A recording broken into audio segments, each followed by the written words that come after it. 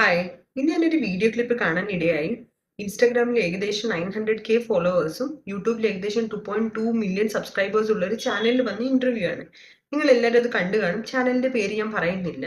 അതിൽ ഗസ്റ്റ് ആയിട്ട് വന്നിരിക്കുന്നത് ഒരു 25 ഇയേഴ്സ് കാണുമായിരിക്കും. അങ്ങനെയുള്ളൊരു അഡൾട്ട് മെയിലാണ്. ഇന്റർവ്യൂവർ ആയിട്ടുള്ളത് ഒരു ഫീമെയിലുമാണ്.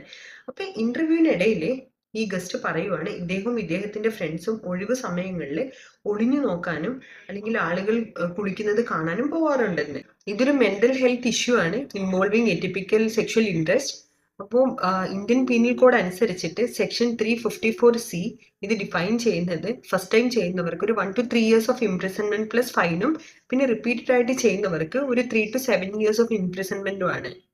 ഇനി ഈ ഇന്റർവ്യൂവില് ഈ ഗസ്റ്റ് ഇത് പറയുമ്പോൾ ഇന്റർവ്യൂവർ ഷീസ് ജസ്റ്റ് ലാഫിങ്. അവര് ഇതിനെ എൻകറേജ് ചെയ്യുന്ന രീതിയിലാണ് അവരുടെ സൈഡിൽ നിന്നുള്ള റെസ്പോൺസ് വരുന്നത്. അപ്പോ ഒരു കുറ്റബോധവും ഇല്ലാതെ ഒരു റിഗ്രറ്റും ഇല്ലാതെ ഈ ഗസ്റ്റ് ഇത് പറയുന്നതും ഇതിനെ ഇങ്ങനെ ജസ്റ്റ് എൻകറേജ് ചെയ്യുന്ന അല്ലെങ്കിൽ ഒരു സപ്പോർട്ട് ചെയ്യുന്ന രീതിയിൽ ഇന്റർവ്യൂവർ സംസാരിക്കുന്നതും രണ്ടും സോഷ്യലി അക്സെപ്റ്റബിൾ ആയിട്ടുള്ള ഒരു ബിഹേവിയർ അല്ല. ഒരു റിഗ്രറ്റും ഇല്ലാതെ ഈ എക്സ്പീരിയൻസ് ഷെയർ ചെയ്യുന്ന ഗസ്റ്റും പിന്നെ ഇത് കേട്ടുകൊണ്ട് ചിരിച്ചുകൊണ്ടിരിക്കുന്ന ഇന്റർവ്യൂവറും ഇത് എഡിറ്റ് ചെയ്ത് മാറ്റാൻ അവസരം ഉണ്ടായിട്ടും അത് ചെയ്യാതിരുന്ന മീഡിയ പേഴ്സൺസും എല്ലാവരും സപ്പോർട്ട് ചെയ്യുന്നത് ഈ വിക്ടിമിനെ സൈലൻസ് ചെയ്യുന്ന ഒരു കൾച്ചർ, അതായത് വിക്ടിമിനെ സൈലൻസ് ചെയ്ത് വെക്കുക എന്നിട്ട് കുറ്റവാളിനെ ഗ്ലോറിഫൈ ചെയ്യുന്ന ഒരു കൾച്ചറാണ് അവരും പ്രൊമോട്ട് ചെയ്യുന്നത്. ഇവർക്ക് തക്കതായ ശിക്ഷ കൊടുത്തില്ലെങ്കിൽ നാളെ ഇവരിത് റിപ്പീറ്റ് ചെയ്യത്തില്ല നമുക്ക് എങ്ങനെ പറയാൻ പറ്റും?